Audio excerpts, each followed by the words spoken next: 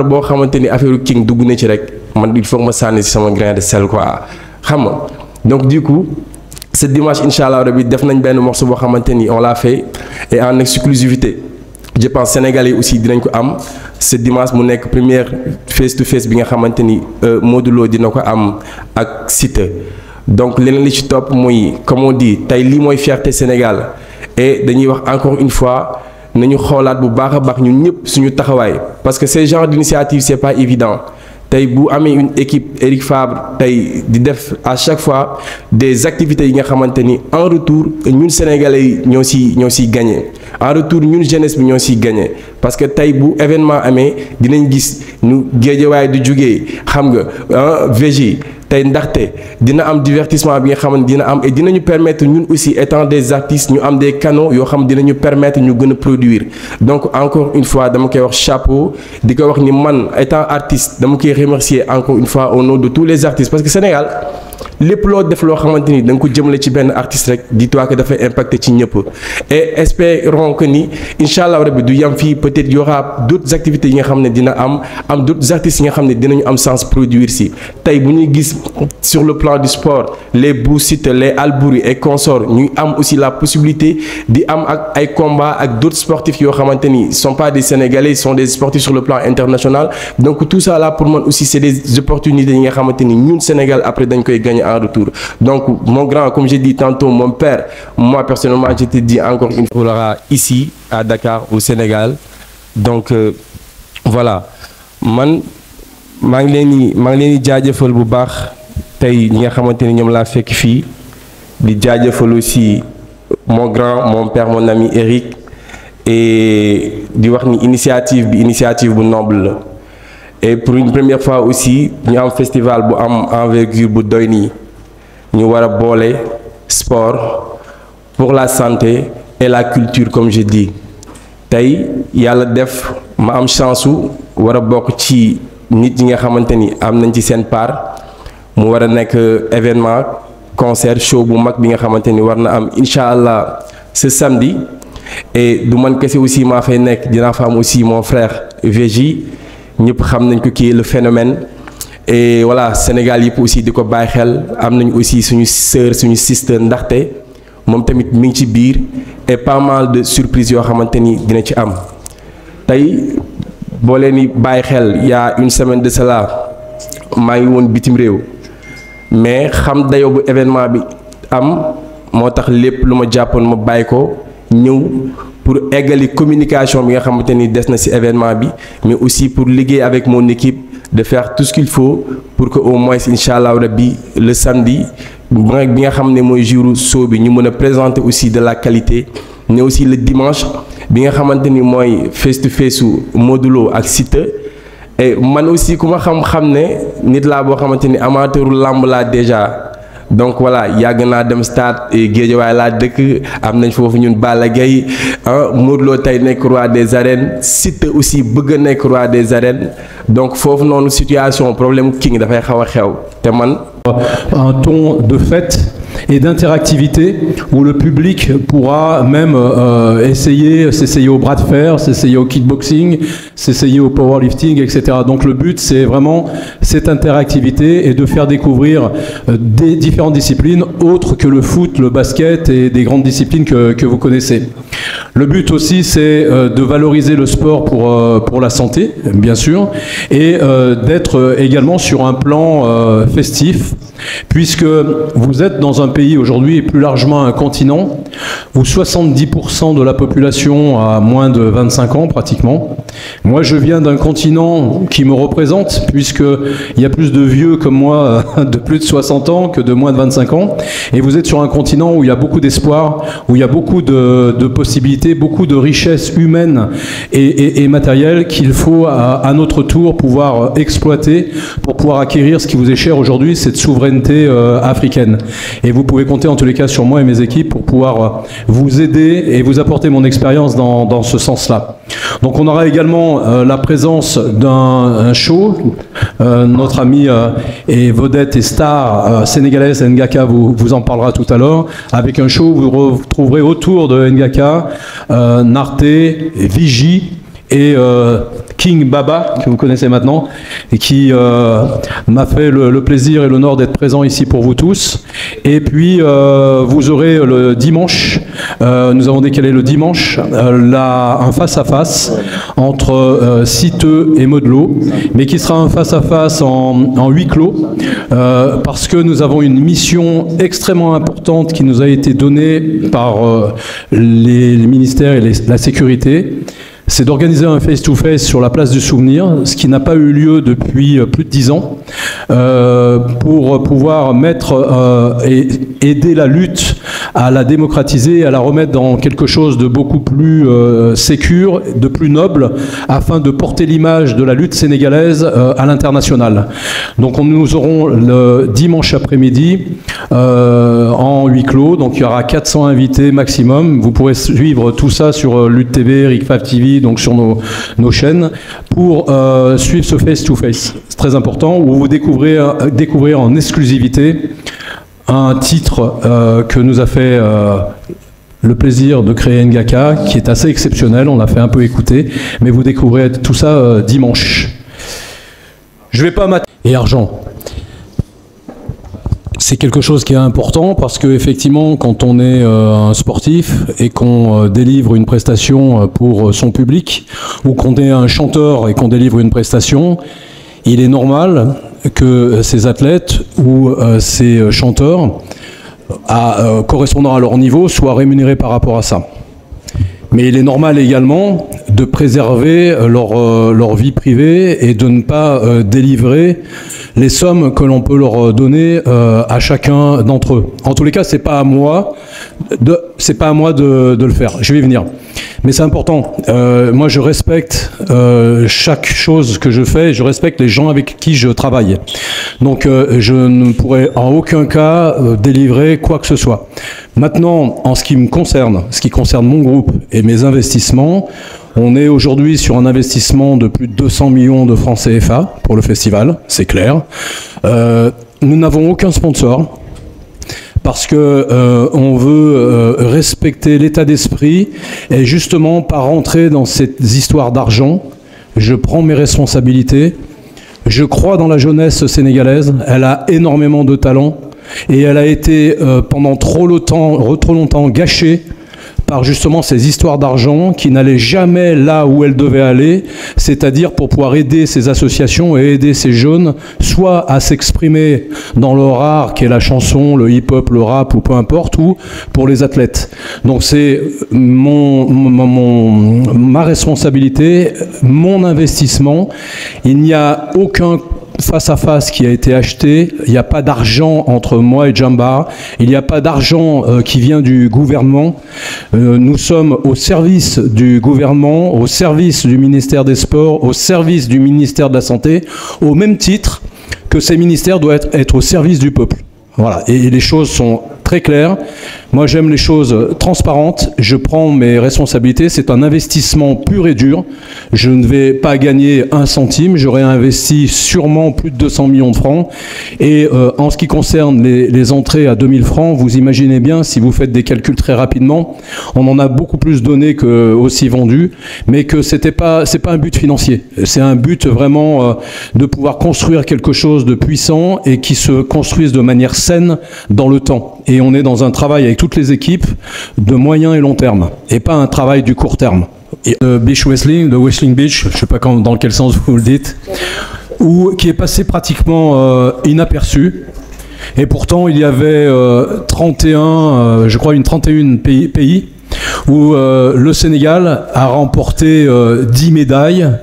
dont 6 médailles d'or. Et quand je suis allé dans les arènes pour voir un petit peu comment ça s'organisait, puisque je suis parmi vous depuis très peu de temps, ça fait à peine 2 ans, et j'ai besoin de comprendre comment ça fonctionne, comment vous marchez, comment les institutions sont organisées, et c'est vrai que j'ai trouvé un petit peu dommage qu'il y ait très peu de monde et qu'il y ait eu très peu de communication sur cet événement. Et j'ai rencontré à cette occasion quelques athlètes de l'équipe du Sénégal. Et j'ai lancé à un moment donné une chose, dire si vous gagnez des médailles, je vous récompenserai. Et comme j'essaye de toujours montrer l'exemple dans les valeurs, dans les paroles, car je pense que c'est important pour notre jeunesse aujourd'hui ici sénégalaise, c'est d'avoir une parole, de préserver nos valeurs qui sont nos valeurs africaines ici pour le coup, mais il y a des valeurs qui sont universelles, qui sont le respect, le partage, le courage et l'amour du travail bien fait. Et j'ai souhaité avec mes équipes pour pouvoir inviter donc l'équipe de Dakar qui a remporté ces 10 médailles et les récompenser comme je l'avais promis. Donc j'appelle toute l'équipe à venir ici sur scène pour qu'on leur remette un cadeau symbolique. Et puis un autre plus intéressant, je pense, qui met un peu, comme on dit chez nous, du beurre dans les épinards. Voilà. Allez. On peut les applaudir. nuyu képp koo xamante ne bàyyi nga sa yitte teew fii ngir Eric Favre ak programme bi nga xamante ne moom lañ jëm mu nekk suñu kanam vraiment lii fierté la ci ñun ndax ñun ay sénégalais lañ aussi tamit sport la ñuy dund te dañoo gëm sport yaakaar naa ñun à bas âge ba ñuy nekk xale lañ commencé pratiquer sport bi nga xamante ne moom la ñuy suivre muy làmb kon tey Eric Favre bu ñëwee fii. di xool lu mel ni sportu Sénégal di ci participer di ci dugal loxoom vraiment xool ñu ñun ñuy ay Lions demoon porte drapeau Sénégal di def beach wrestling yàlla dogal ñu am ci ndam mu def geste bi ñu ngi koy saluer naan ñun kontaan nañ bu baax a baax a baax a baax a baax encore une fois kontaan nañ ci moom ñu ngi kontaan ci ñëpp quoi naan ko nii la rek tey jii li mu def nii amoon na ay autorités yu mu waroon mais vraiment moom xeebuñu ñu ngi kontaan ci moom. aussi di tàllalaat suñu loxo sénégalais yi di tàllalaat suñu loxo autorités yi ndax làmb mooy seul sport bi nga xamante ne da ngay dem porter drapeau Sénégal jël ci ay médailles d'or pare doo am dara te loolu rafetluwuñu ko encore une fois ñu ngi am contentement ci Eric Favre naan nag man damaa pare pour participer ci MMA bi. boxe bi bu fekkee am na adversaire boo xamante ne amagul combat man dama cee bëgg bëre buzz te aussi bëgguma ñu jox ma ci comme adversaire yi nga xam ne mooy loolu noonu nañ ma jox ci champion yu mag yi wala Malick Niang bu fekkee mu ngi fi amul combat nañ ma ko jox dimanche ma bëreeg moom ndax dégg naa kenn ñemew ko voilà maa ngi lancé message boobu nag naan Eric Favre kontaan nañ. On va faire le travail, on fait le travail pour que des lutteurs sénégalais puissent aussi évoluer vers le MMA. On essaye de faire les choses step by step pour que le Sénégal puisse briller à son tour dans le monde du MMA. C'est pas toujours les premiers qui sont les premiers à la terme. Nous, on est peut-être les derniers à arriver dans le MMA, mais on va passer premier très vite. Inch'Allah. On sera premier, Inch'Allah. Monsieur Sam, merci à toute l'assistance. Et on magnifie la présence de nos invités. C'est un plaisir de voir David Coppola, qui n'est plus à présenter au Sénégal, le grand entraîneur de Tapha Tine et de Bou-Siteu, le futur adversaire de Songo Tine, qui est là présent avec nous. Mais aussi Essan, qui est très très connu par les gens du fitness ici. Donc c'est un plaisir de le voir encore une fois à Dakar. Et aussi Pierre Motal, l'homme le plus fort de France. C'est un plaisir aussi de découvrir ces stars de renommée internationale ici au niveau du Sénégal. Je vais m'exprimer en Wolof, c'est très important parce que je vais parler un peu plus de la lutte. Bini. Ok, c'est bon, merci. Donc ci Wolof laay wax pour ñu xam importance su li nga xamante ne moom moo ñu fi dajale. Donc open show la ñu wax open show bi nag li ko gën a waral mooy dañ jëm ci événement boo xamante ne événement bu mag a mag la. Ok, Ibrahima Faye, c'est bon.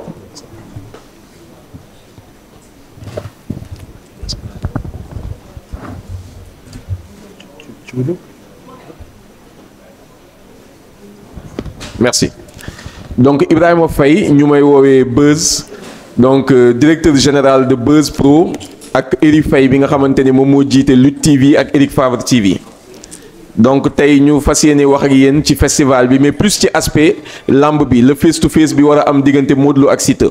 ak aussi suñu ay collègues journalistes yi nga xamante ne ñoo fi teew c'est très important ñu waxtaan ak ñoom ci côté boobu noonu parce que tey accréditation yi ñu fi war a délivrer pour li nga xamante ne moom mooy événement bi vendredi la samedi ak dimanche donc suba ci vendredi bi buñ ci àggee ak jàmm dina am li nga xamante ne mooy cérémonie d'ouverture bi ñu présenter leen stand yi fi war a am yëpp li nga xamante ne day tourner autour de la santé ak du sport dinañ ci waxtaan ak yéen présenter leen ko mais dina am ay démonstration de kickboxing dina am ay démonstration de MMA parce que ku ne xam na ni MMA sport la bu ñu nit ñi di tàmmali pratiquer donc dina ci am ay démonstration ba pare ñu dem ci tamit li nga xamante ne moom mooy combat d'exhibition diggante Albouri ak Lamine Sène dinañ ci ñëw ci kanam mais li ci ëpp solo mooy déplacement bi am ci date bi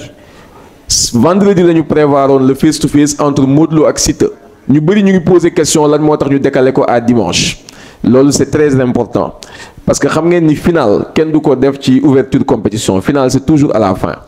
gis ngeen ni bu ñu annoncé le face to face entre Modou Lo ak Siteu dafa am ampleur Siteu tey la jógee États-Unis wala tey la yegg si Dakar jógee États-Unis ndax rien que pour face to face bi donc c'est quelque chose de très important te ñu bëri ñu ngi koy xaar donc on a trouvé dommage que loolu ñu def ko en ouverture te gis nañ ni vendredi nit ñi dañuy nekk en mouvement corniche bi dafay xat nit ñi dañuy wàcc ak yu mel noonu di ñibbi seen kër ñu bëgg a jox leen temps ñu àgg seen kër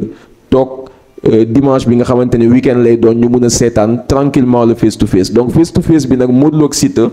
c'est dimanche mais leneen di ci changé mooy on avait annoncé une entrée à 2000 mais finalement ça sera un huis clos boo xamante ne y aura juste quelques personnes yu ñu invité mais ça ne sera pas accessible au public maanaam les supporters yu mel noonu ils n'auront pas droit ñu accéder ci face to face bi donc dinañ joxe ay cartons d'invitation yoo xamante ne jàmbaar dina ko joxe mais les journalistes pourront accéder à cet événement là bi war a am dimanche incha allah rabbi à partir de 17h Modou Lo fu muy jóge di yegsi nag surprise lay doon Siteu itam nu muy yegsee surprise lay doon mais di ngeen gis benn xeetu scénario boo xamante ne bu extraordinaire la donc accréditation yi ñu leen di jox aussi dina leen permettre ngeen couvrir vendredi bi comme prévu permettre leen ngeen couvrir le samedi combat yi fi am. dina am le combat de Albouri contre Lamine Sène dina am aussi le combat de Bou Siteu Songotine et 14 autres combats professionnels et beaucoup d'autres activités sportives dina fi am fii dina am aussi le concert de Vigie et de Ngaaka Blindé mi nga xamante ne moom moo toog fii King Baba et avant ça dina am aussi Naxte dina def benn prestation donc loolu itam amul benn restriction par rapport au contenu yi di ngeen ko mën a exploiter nu mu leen neexee gars yi xàmmee nañ ma yenn saa yi ci ay dagg ay vidéo ak yooyu mais loolu pay-per-view la quoi loolu bokkul mais lii ce n'est pas un pay-per-view c'est vraiment un contenu gratuit lenn rek laay attirer seen attention moom mooy comme c'est un festival c'est la première fois ñuy gis festival bu toll nii fii ci Sénégal wala sax ci Afrique festival bu am dimension bi gis ngeen nit ñaa ngi installé pareeguñu mais festival bi ça veut dire qu'il y aura beaucoup de musique son bi dina élevé juste faites attention à vos chaînes pour problème droit d'auteur yooyu jóge ci wàllu musique bi mooy ñoom Ngaaka ils sont très professionnels dañu protéger seen ay sons donc essayez de couvrir le combat de kickboxing ak yooyu essayez de prendre l'ambiance du concert de Ngaaka quand il fera un semi-live mais bu dee ay playback yu mel noonu éviter leen di ko jël balaa ngeen di am ay problème ci seen ay chaînes YouTube parce que loolu dafay arriver très très souvent mais la grande surprise aussi mooy Ngaaka dafa génne benn son bu bees tàq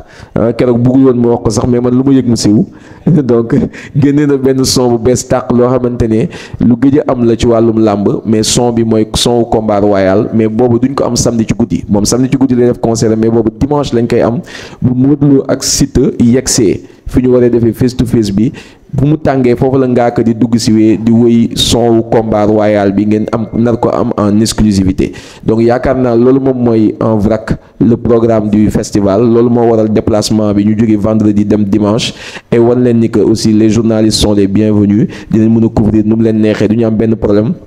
aussi quelque chose de très important entrée bi c'est à 2000 francs mais les vendredis et samedi mais ku dugg bu la neexee nga ñëw du matin au soir doo am benn jafe-jafe dina am ay stand yoo xamante ne pour lekk la dina am ay stand yoo xamante ne pour naan la dina am foo mën a toog noppaliku dina am ay pour besoin gi yëpp dina fi nekk c'est disponible donc macha allah ku dugg ci matin vraiment di nga mun toog ba le soir sans aucun problème donc loolu la leen bëggoon wax di déglu itam seen ay questions Eric est là disponible pour tontu questions yi man aussi dinaa mën a rebondir ci yenn questions yi en wolof. Démonstration et autres donc il y a la prévention qui sera là donc ils vont prévenir faire des sensibilisations et tout ça Donc également on a mini foot, on a le MMA Sénégal, Samodo Sénégal, Apkido Sénégal, ITF Taekwondo, Fédération sénégalaise de kickboxing, Association sénégalaise de bras de fer, de bras de force, Fédération sénégalaise de taekwondo, Fédération sénégalaise de judo, acro-rouleur également et